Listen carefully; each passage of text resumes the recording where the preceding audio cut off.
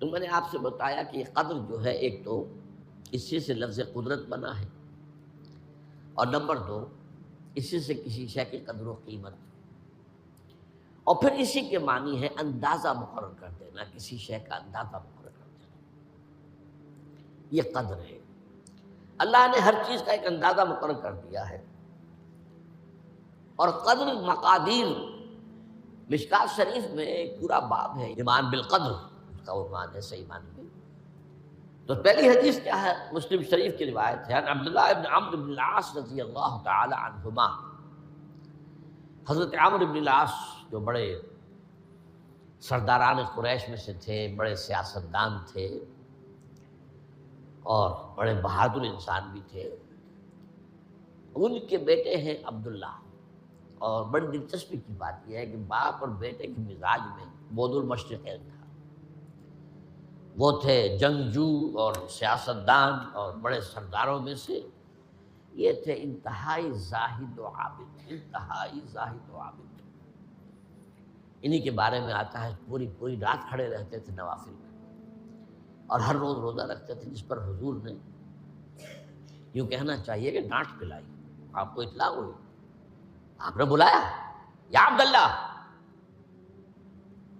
اولم اخبر انک تقوم اللیل و تصوم النہار تصوم الدہر، کیا مجھے یہ خبر نہیں دی گئی ہے؟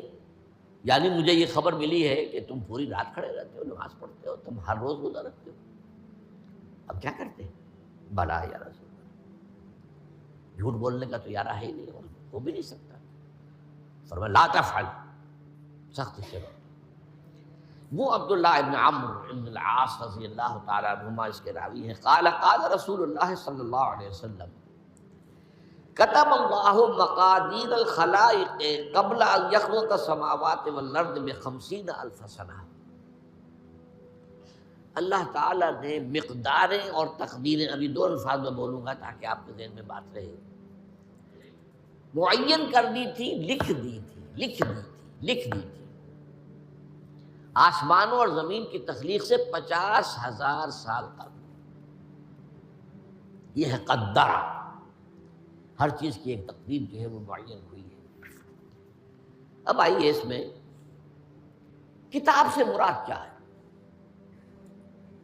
جو آیت میں نے دوسرے نمبر پر پڑھی آج، سورہ حدید کی آیت، ما اصاب من مصیبۃ فی الارض ولا فی انفسکم الا فی کتاب من قبل ان نبرأ۔ کتاب سے مراد کیا؟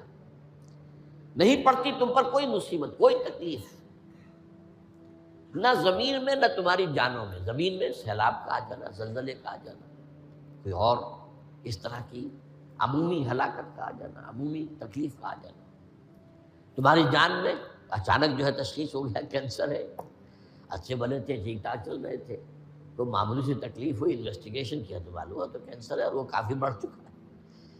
لیکن جو شے بھی آتی ہے، چاہے تمہاری جان پر آئے چاہے زمین پر آئے، وہ ایک کتاب میں لکھی ہوئی موجود ہے، اس سے پہلے کہ ہم اسے ظاہر کریں۔ یہ تمہیں مشکل نظر آئے گا، ان ذالک علی اللہ یسیر، یہ اللہ پر بہت آسان ہے، بہت آسان ہے، اللہ کا علم کامل ہے۔ تو معلوم ایک بات جان لیجئے کہ حقیقت کتاب سے مراد اللہ کا علم قدیم ہے، اللہ کا علم حادث نہیں ہے، معاذ اللہ ثم معاذ اللہ، کہ کوئی شے ہوئی تو اس کے علم میں آئی۔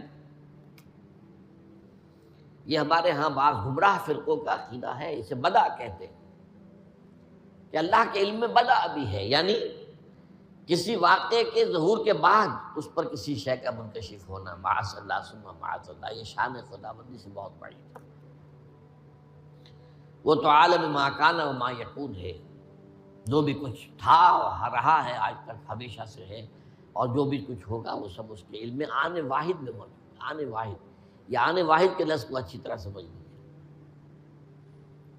مجھے سب سے پہلے تجربہ ہوا تھا، یہ سن میرا خیال ہے کہ 67-68 کی بات ہے، میں نے پہلا ہفائی سفر کیا تھا لاہور سے کراچی۔ اس وقت فوکر چلتا تھا، فوکر فرینڈشپ، چھوٹا جہاز پہ چڑیا والا، اور کرایہ 90 روپے تھا نائٹ کوچ کا۔ آپ تصور کیجیے۔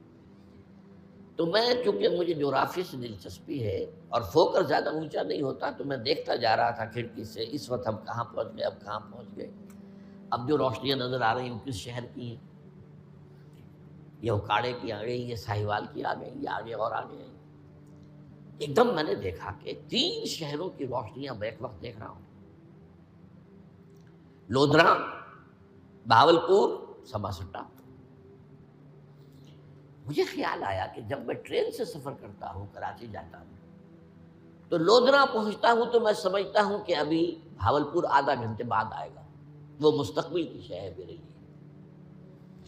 بہاولپور پہنچتا ہوں تو لودھرا میرے لیے ماضی کی بات بن جاتی ہے، آدھے گھنٹے پہلے لودھرا آیا تھا، اور آدھے گھنٹے کے بعد جو ہے سماسٹا آئے گا، وہ میرے لیے مستقبل بن گیا، لودھرا ماضی بن گیا۔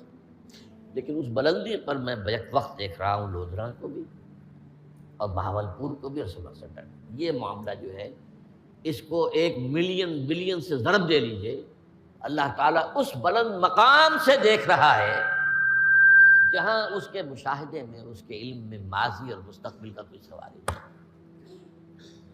آنے واحد، آنے واحد، آنے واحد۔ تو یہ در حقیقت کتاب جسے کہا گیا قرآن مجید میں بار بار بہت جگہوں پر آیا ہے، تو یہ کتاب جو ہے در حقیقت اللہ تعالیٰ کا علم قدیم، اس میں سب کچھ موجود ہے، ہمیشہ سے موجود ہے، لکھا ہوا موجود ہے، اور کوئی غلط نہیں ہو سکتا۔ آگے چل کر گفتگو ہوگی اصل میں بعد میں کہ تقدیر کے جو عام عقیدے میں ہم تقدیر کہتے ہیں اس کے 2 پہلو ہیں۔ ایک پہلو ہے ما اصاب علی الانسان، جو کچھ انسان پر آتا ہے مصیبت، جیسے ابھی آیت میں نے پڑھی ما اصاب من مصیبت فی الارض ولا فی انفسکم۔ ہم ہر وقت زد میں ہیں، کوئی تکلیف آ گئی، کوئی مصیبت آ گئی، کوئی بیماری آ گئی، کوئی حادثہ ہو گیا، کوئی بچہ فوت ہو گیا، کوئی عزیز جو ہے وہ فوت ہو گیا، یہ ہر وقت حوادث ہے۔ تو جو بھی کچھ پیش آتا ہے وہ علم خداوندی میں ہمیشہ سے تھا۔ یہی وجہ ہے کہ ایک اور حدیث ہے ابن الدیلمی سے، لمبی حدیث ہے وہ، لیکن اس کے اندر جو آخری ٹکڑا ہے وَتَعْلَمَ، یعنی انسان کے نجات کے لیے لازم ہے کہ یہ بات بھی تم جان لو انما اصابک لم یکن لیخطئک وانما اخطاک لم یکن لیصیبک ولو مت علی غیر ھذا، اگر تم اس کے سوا کسی صورت پر ہوگے تو جہنم میں داخل ہو جاؤ گے، لدخلت النار۔ یہ جان لو کہ جو چیز تم پر آئی وہ آنی ہی آنی تھی۔ دیکھیے ہوتا کیا ہے، کاش کہ میں اگر یوں کر لیتا تو یہ نہ ہوتا، بس یہی ایمان بالقدر کے منافی ہے۔ جو ہوا ہے وہ اللہ تعالیٰ کے ہاں تو پہلے سے طے تھا، ہونا ہی تھا۔ تمہاری کوئی تدبیر، کاش کہ میں اس وقت یہ کر لیتا، یہ لاؤ، اسی لیے ایک حدیث میں الفاظ آئے ہیں ان کلمۃ لاؤ تفتح عمل الشیطان، اس لو سے، کاش، اس سے شیطانی عمل شروع ہو جاتا، کاش کہ یہ ہو جاتا، کاش میں یہ نہ کرتا، کاش کہ ہو جاتا، تو یہ نہیں۔ تعلم انما اصابک لم یکن لیخطئک، تو جان لے اس بات کو کہ جو چیز تم پر آئی ہے وہ ہرگز ٹلنے والی نہیں تھی۔ کوئی تدبیر تم کر لیتے، کوئی کسی وقت کوئی ہیلا کر لیتے، کوئی تم قدم اٹھا لیتے، کچھ بھی کر لیتے، وہ تو آنی ہی آنی تھی۔ وما انما اخطاک، جو چیز تم سے چھوٹ گئی، رہ گئی، نہیں ملی۔ ایک ویکنسی ایڈورٹائز ہوئی تھی، آپ نے بھی درخواست دی تھی، آپ کو نہیں ملی، اب آپ ہو کاش کہ میں نے فلاں سے سفارش کرا لی ہوتی، بس گئے۔ تو جو چیز چھوٹ گئی وہ چھوٹ جانی ہی تھی، اس میں قطعاً جو ہے کوئی شکل، کوئی تدبیر، کوئی سفارش، کسی طرح کا کوئی بھی ہیلا، کوئی جو ہے اس پہ کارگر نہیں ہو سکتا تھا۔ لم یکن لیصیبک ومت علی غیر ذالک، اگر تو اس کے سوا کسی کیفیت پر تیری موت واقع ہوئی، اگر یہ یقین نہیں ہے، یہ ہے تقدیر کا وہ مفہوم کہ جس کا تعلق ہے علی ما اصاب الانسان، جو انسان کے اوپر وارد ہو رہا ہے، اس کے ضمن میں تقدیر کا مفہوم کیا ہے، کہ جو ہوا ہے وہ تو ہونا ہی تھا۔ اس میں تو کسی شک و شبے کی گنجائش نہیں، بالکل قط اللہ تعالیٰ کا فیصلہ ہے۔